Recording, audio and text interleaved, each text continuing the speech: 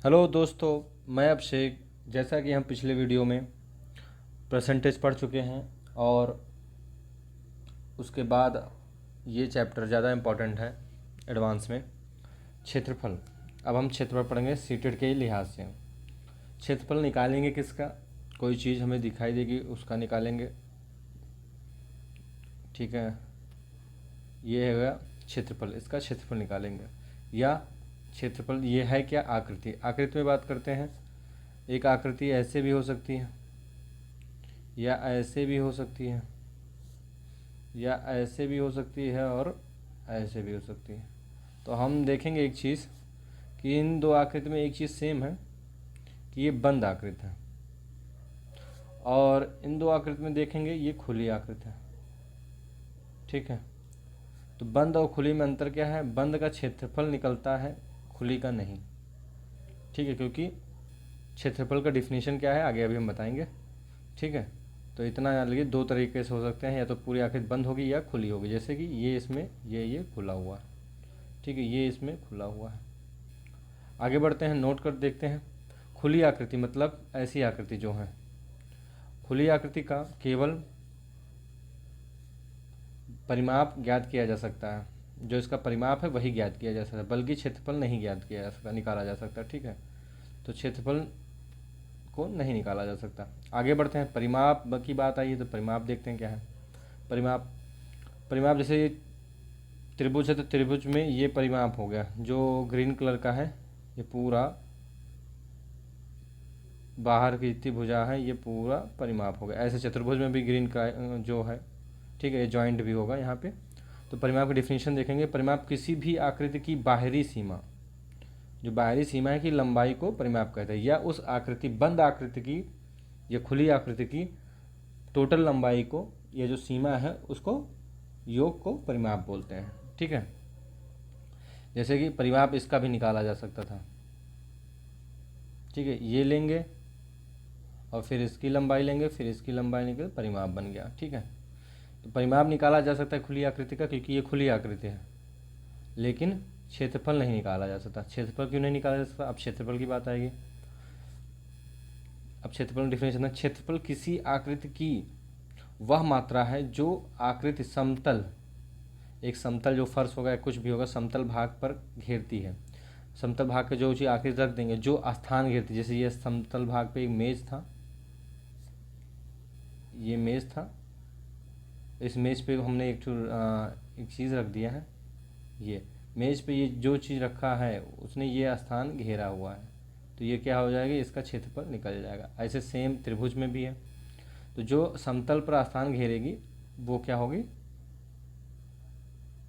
क्षेत्रफल, ठीक है। तो आगे बढ़ते हैं। अब जैसे कि इसमें क्या था, इसमें एक प्रॉब्लम ये थी कि इसमें ये खाली था, ठीक है, ये इसमें खाली था। जैसे ये भी है तो इसमें एक लाइन ये है, एक लाइन है, बीच का सब खाली है। लेकिन यही चीज़ अगर बंद होता तो ये एक ना एक बोर्ड हो जाता, लकड़ी का बोर्ड हो जाता ऐसे कलर में, या कुछ भी हो जाता, प्लास्टिक का, ये सब कलर में हो जाता। तो क्या हो जाता, वो रखते तो चिपक जाता। तो उससे समतल पे क्या है, उसकी क्षेत्रफल निकाला जा सकता है। अब आते हैं त्रिभुज पे, आकृति की बात होगी। त्रिभुज को देखते हैं।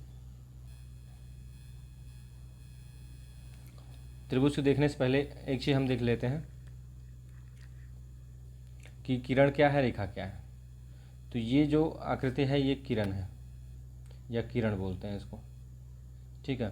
किरण क्या है? एक पॉइंट से जा रही हो, जैसे तीर एक जगह से तीर निकले, या टार्च किरण का एग्जाम्पल है। आप टार्च हाथ में लिए और दूर तक फोकस जा रहा है, वो किरण की एग्जाम्पल हो गया, ठीक है। तीर जा रही है। लेकिन ये क्या है? ये दोनों तरफ तीर है। ये क्या है? ये रेखा है। रेखा की ना तो लंबाई बता जा सकती है, दोनों तरफ अनंत है। तीर है तो मतलब अनंत तरफ जा रही है और इधर भी जा रही है, ठीक है। यही रेखा खंड को अगर एक किसी पॉइंट पे कट कर दिया जाए दोनों तरफ, ए और बी, तो जो ये ए और बी बनेगा नया, वो क्या होगा? रेखा खंड, रेखा का एक खंड। तो उसे क्या बोलेंगे? रेखा खंड, क्योंकि एक खंड किए ना रेखा का, तो ये जो खंड किए हैं वही क्या बन जाएगा? रेखा खंड। तो हम रेखाखंड मतलब एक निश्चित लंबाई हो गया, हमें पता चल गया कि एक निश्चित लंबाई है, अनंत तक नहीं जा रही है, ठीक है। अब आते हैं वो देखते हैं, त्रिभुज का डिफिनेशन देते हैं, तीन रेखा खंडो, रेखा खंडो मतलब हो पता चल गया, तीन रेखा नहीं होगा क्योंकि रेखा एक दूसरे से अनंत तक जा रही हैं, तो त्रिभुज बन ही नहीं पाएगा। बनेगा एक दूसरे काटेगा तो ये जो बाहरी भाग निकलेगा, इधर भी बाहरी भाग निकलेगा, इधर भी बाहरी भाग निकलेगा, तो इससे अच्छा है कि रेखाखंड होगा, हमें पता होगा कि इसका पॉइंट क्या क्या है। तीन रेखाखंडों से घिरी बंद आकृति, बंद क्यों कहा, क्योंकि मैंने पहले बता दिया क्षेत्रफल की बात होती है और पहली बात त्रिभुज के लिए बंद आकृति की जरूरत होगी, ठीक है। बंद आकृति को त्रिभुज बोलते हैं। जैसे त्रिभुज ये है ABC, ABC, तो इसमें जो कोण है, कोण अंदर की तरफ होती है, ठीक है। X कोण है, Y कोण है और Z कोण है। तो त्रिभुज के तीनों अंतः कोणों का योगफल 180 होता है, मतलब कोण X कोण Y प्लस कोण Z इक्वल 180, ठीक है। प्रमेय है त्रिभुज के तीनों अंतः कोणों का, तीन अंतः मतलब 3 1 2 3, तीनों अंतः कोणों का योगफल 180 होगा, इससे ज़्यादा नहीं होगा, ठीक है। हमने रेखा पढ़ लिया। अब त्रिभुज के प्रकार देखते हैं। त्रिभुज के प्रकार दो प्रकार से होते हैं, जो आधार है, दो आधार पर प्रकार बताया जा सकता है, ठीक है। एक कोणों के आधार पर, एक भुजा के, क्यों, क्योंकि त्रिभुज में दो चीज़ें होती हैं, दो चीज़ों के आधार पर त्रिभुज बनता है, या तो भुजा होगी जैसे BA या AC या BC, तीन भुजा मिला दिए। अब एक चीज़ और हो गया, एक ज़रूरत और पड़ जाती है हमें, कोण के हिसाब से कितना झुका के मिला एक दूसरे से, कोण किस एंगल पे एक दूसरे से टच करें लाइन को, तो कोण की भी आवश्यकता होती है। जितना भुजा इंपॉर्टेंट है उतना कोण। तो त्रिभुज के प्रकार बताने के लिए दो आधार हैं, कोणों के आधार पर, भुजा के आधार पर, दोनों को हम पढ़ेंगे। पहले पढ़ते हैं कोणों के आधार पर। अब कोण के आधार पर तीन प्रकार के हैं, न्यून कोण, समकोण, अधिक कोण। न्यून कोण का क्या है, एक त्रिभुज है, ठीक है, इसमें त्रिभुज ABC, इसका अंतःकोण X, इसका अंतःकोण Y, इसका अंतःकोण Z। तो इसमें त्रिभुज के तीनों अंतःकोण X Y Z हैं। तो इसमें क्या होगा, त्रिभुज, ऐसा त्रिभुज लिखिए, ऐसा त्रिभुज, त्रिभुज को मैं ऐसे बना दे रहा हूँ, ऐसा त्रिभुज जिसका तीनों कोण न्यून होगा, या तीनों कोणों का तीन कोण या प्रत्येक कोण, तीन लिखिए यहाँ, प्रत्येक लिख लीजिए, तीन होते ही हैं तो प्रत्येक लिखिए, प्रत्येक कोण 90 अंश से, या न्यून कोण हो गया 90, या न्यून मतलब छोटा, अंश से कम होगा, मतलब जैसे एक कोण X है, एक कोण Y, एक कोण Z, कोण X, ठीक है, या कोण Y, या मतलब और, ठीक है, और नहीं लगेगा यहाँ पे, कॉमा लगाइए ज़्यादा बेटर होगा क्योंकि सभी की बात हो तीनों की। या कोण Z कितना होगा, 90 से कम होंगे, छोटे होंगे, ठीक है। ये हो गया एक, ये भी इससे पूछ सकता है, ऐसे दे दिएगा और पूछ लेगा कि कौन सा कोण है, तो आप बता देंगे कि ये तीनों अगर छोटे हैं 90 से तो न्यून कोण। अब आगे बढ़ते हैं समकोण की तरफ।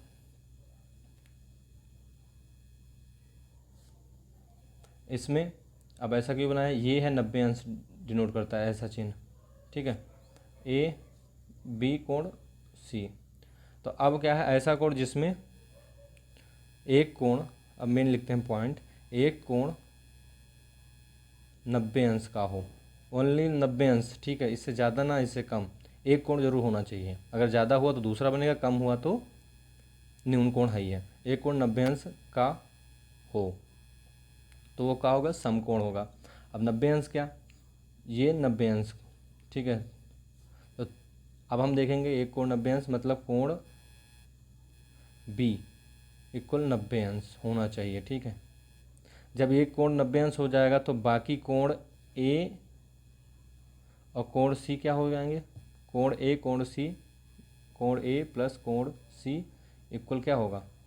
ये अगर आपसे पूछा जाए तो आप देखिए यहाँ पे मैंने क्या बताया था, कोण तीनों त्रिभुज के तीनों कोण का योगफल 180 अंश, तो एक कोण AB प्लस कोण C क्या बताया था, 180 अंश पिछले में। ये कोण और ये कोण मैंने बताया त्रिभुज के अंतः कोणों का योगफल 180, तो त्रिभुज के अंतः कोणों का योगफल ऐसे 90, B का हमने बता दिया 90 होता है, तो B की जगह पे A प्लस कोण ए कोण सी प्लस 90 इक्वल 180।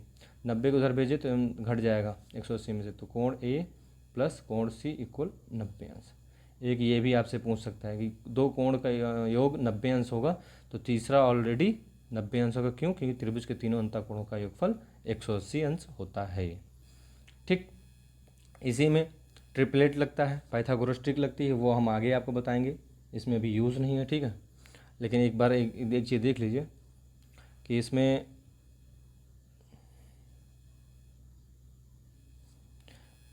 ये जो कर्ण होता है इसका AC² AB² प्लस BC² होता है पाइथागोरस प्रमेय का। ठीक है, ये हम बाद में बात करेंगे बढ़िया से।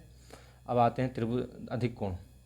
ठीक है, कोणों के आधार की बात हो इसलिए अधिक के बाद कोण आता है। ठीक है, अधिक कोण में एक कोण 90 से ज़्यादा हो, तो आपको ये वाला कोण 90 से ज़्यादा लग रहा होगा। ठीक है, तो BAC, इसमें बोलेंगे एक कोण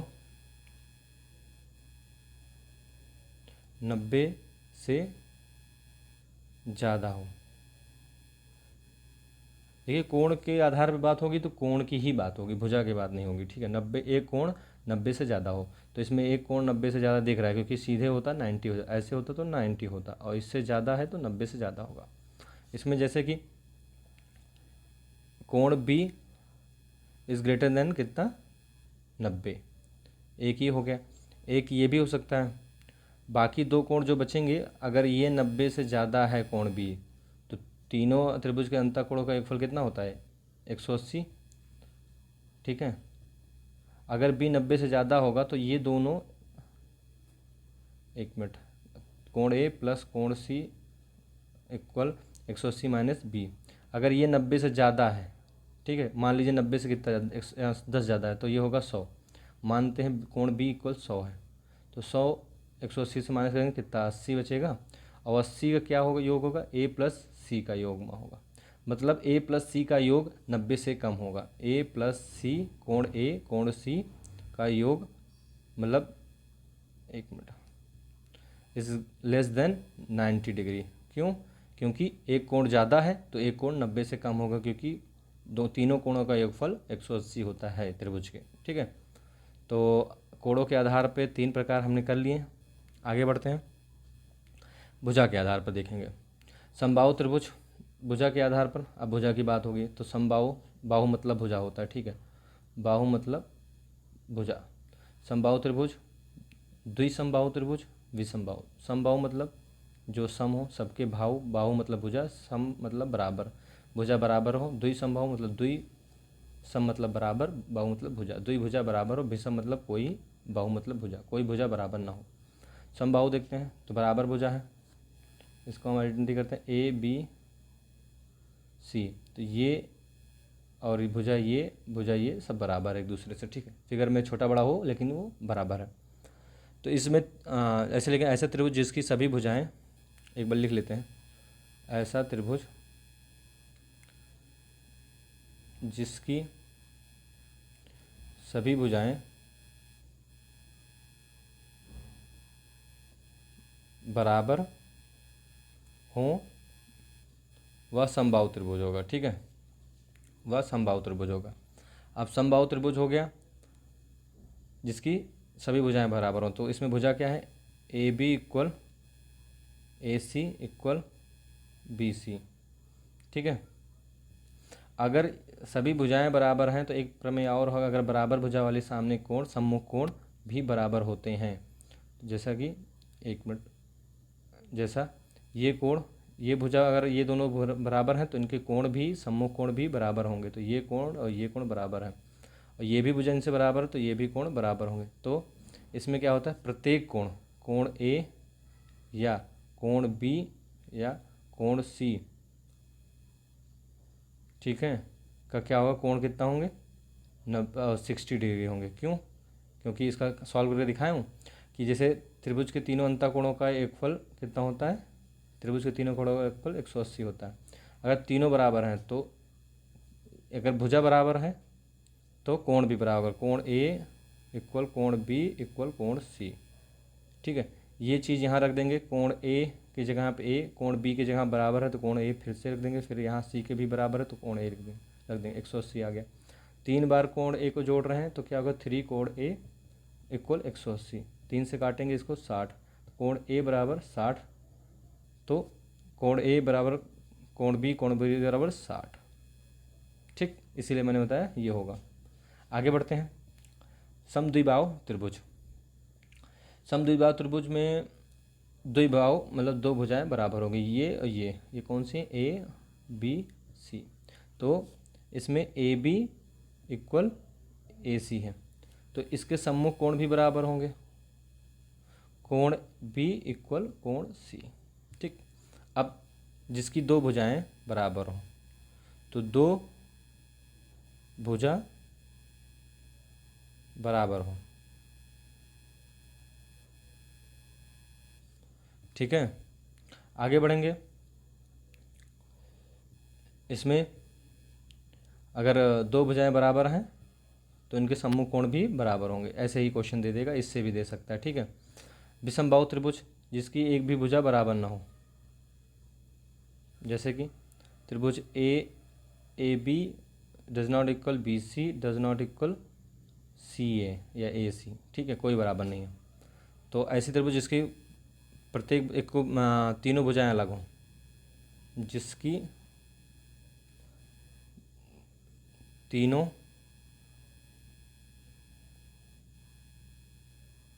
भुजाएं अलग अलग हों तो वो क्या विषमबाहु त्रिभुज होगा, ठीक है।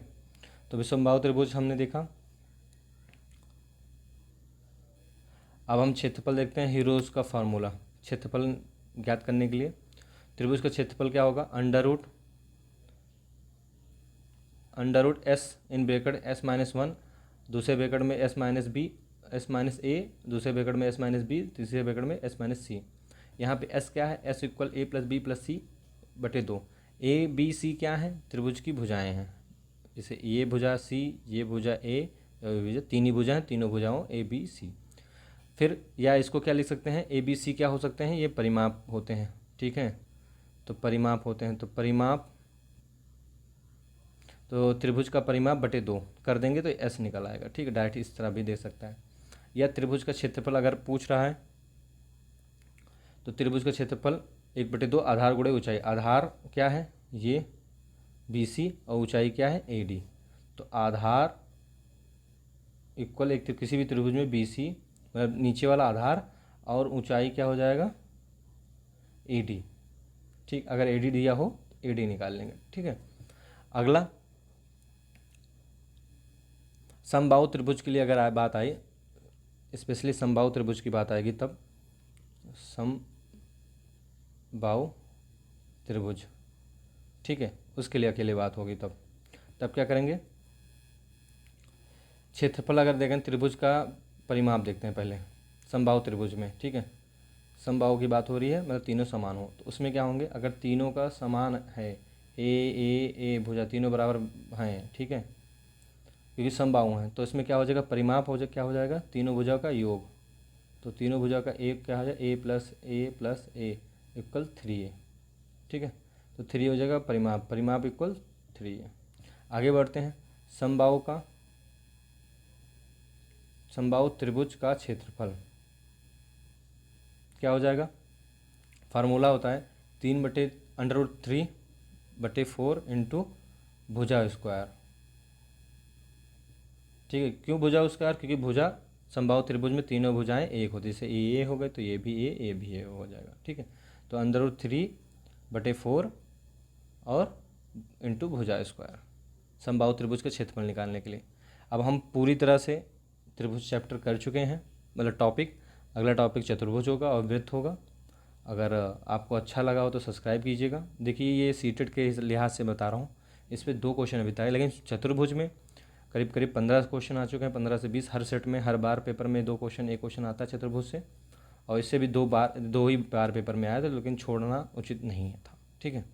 तो इसी के साथ साथ जय हिंद जय भारत।